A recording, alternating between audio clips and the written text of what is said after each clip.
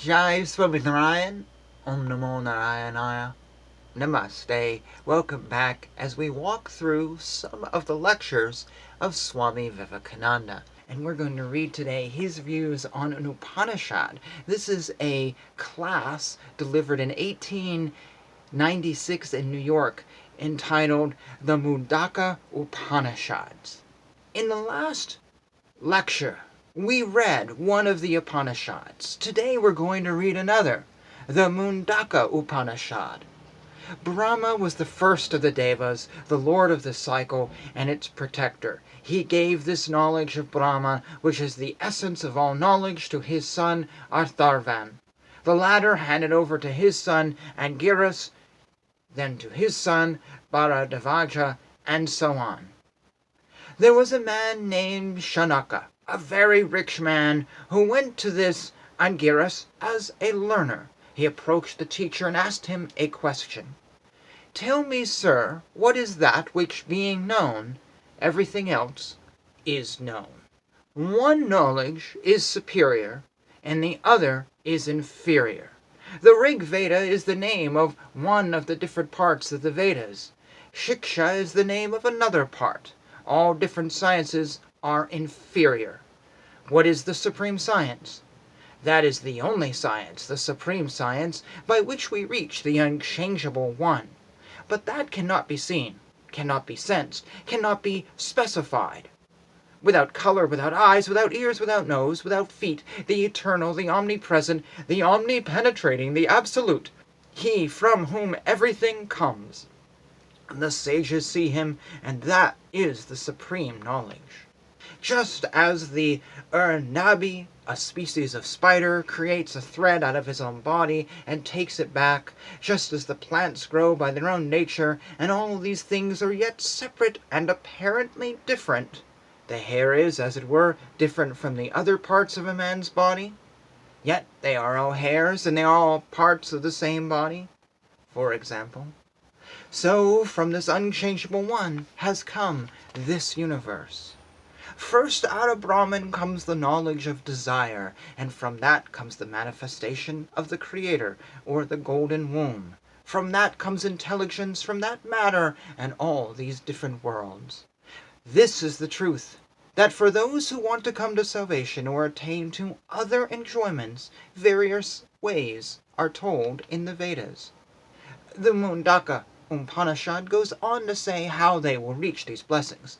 When they die, they will go through the sun's rays to places which are very beautiful, where after death they will go to heaven and live for some time. But from there they will again fall. Here are two words, Ishtam and Pratam. Sacrificial and other rituals are called Ishtam, and Pratam is making roads and building hospitals, and so on. It is said, "Fools are they who think that rituals and doing good work are high, and that there is nothing higher." They get what they desire and go to heaven. But every enjoyment and every sorrow must have an end. And so that ends, and they fall back and back and back and become men and again, or even lower. Those that give up the world and learn to control the senses live in a forest. Through the rays of the sun they reach that immortality where lives he who is the Absolute. Thus the sage, examining all desires of good and evil works, throws away all duties and wants to know that, getting which there is no more return, no more change. And to know that, he goes to the Guru, the teacher with fuel in his hand. There is a myth in our country about going to the Guru with fuel in one's hand as a sign of helping him in making sacrifices, as he will not take presents. Who is a teacher? He who knows the secrets of the scriptures, he whose soul has gone unto Brahman, who does not care for works or going to heaven or all these things. Unto such a disciple, who has controlled his mind, has become peaceful and calm, has given up all the tremendous wave that rises in the mind by desire, such as I will do this and I will do that, and all those desires which are at best only disturbing, to that disciple in whom all these vexing desires have been calmed down, the teacher teaches the way which is the science of Brahman, by which he can know that one who never changes and who is truth. We're going to pause here. A few little comments on this. He's really not, I believe, reading the Mundaka Upanishad. I think he's reciting it, or maybe he's reading a version of it, because certainly what he's reading here doesn't really match in English or form of the many Upanishads I've done on this. You can go and hunt up the Mundaka Upanishad and find out what it actually says, verse by verse, if you should wish to. It may be on this channel by the time you get to this video. Okay, he mentioned something I thought was really cool. He said, from Brahman comes the knowledge and desire, and from that the manifestation of Creator. From that comes intelligence, and then matter, and then all these different worlds. And I thought it was really interesting. Matter didn't come first. Intelligence did. Then the world. And then the rest of the world. That matches the creation story, as has been read here in cantos 2, 3, and 4 of the Srimad Bhagavatam.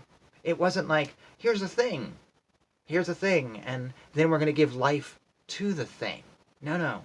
Life is here, and then we have a form that has to be created for that life. Just very interesting take on, well, I think you could see without me saying it, other creation stories. He then goes on to say that for those who want to attain salvation or other enjoyments, various ways are told in the Vedas.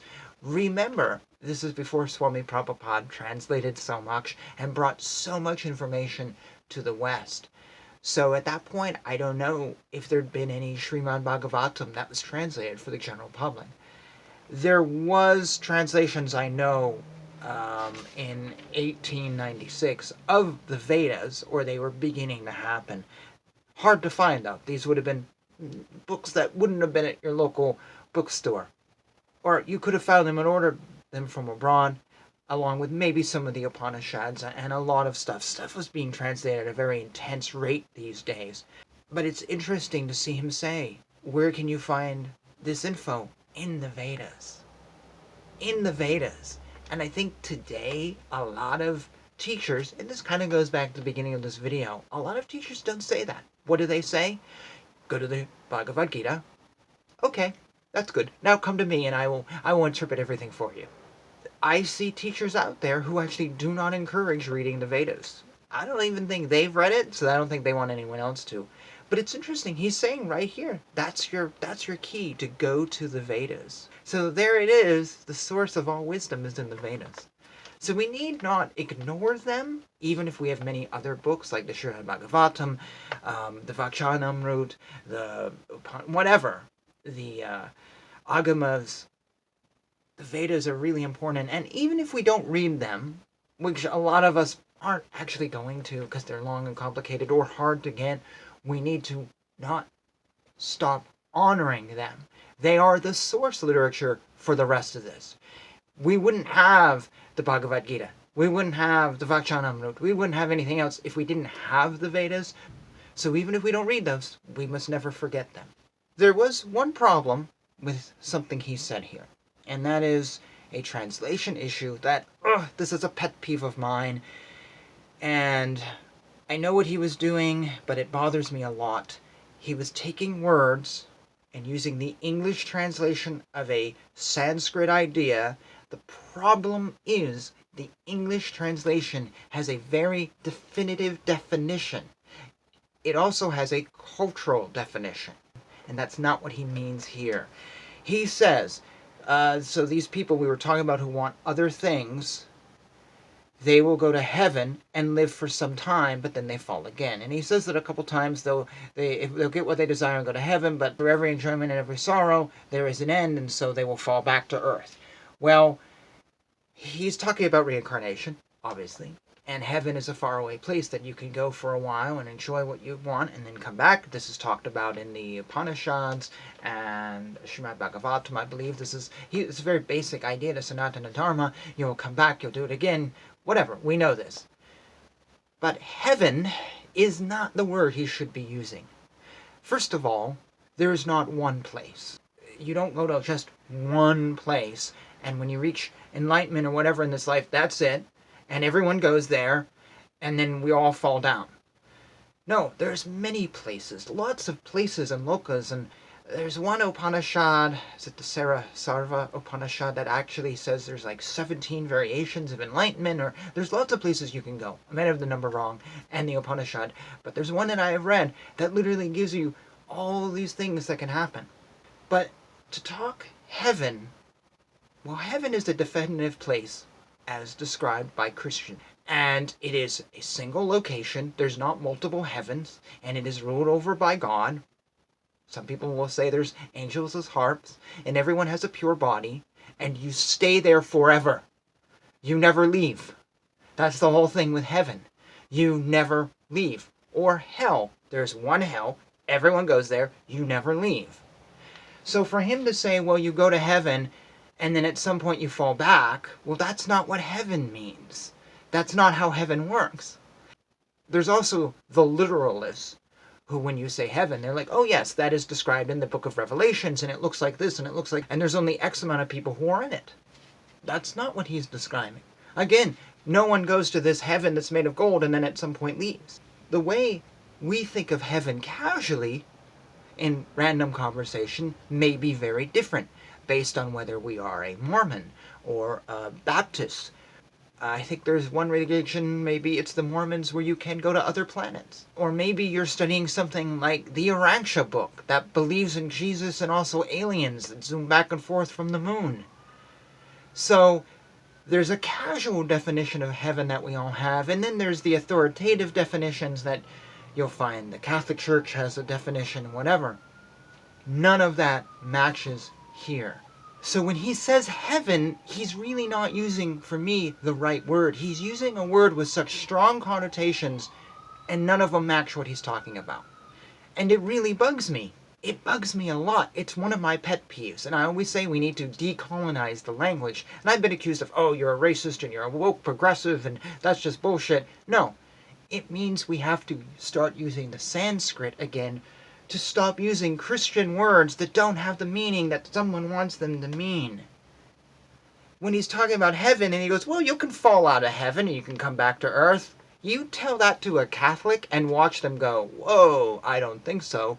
There's no definition of heaven unless you radically change the definition of heaven to mean something completely different.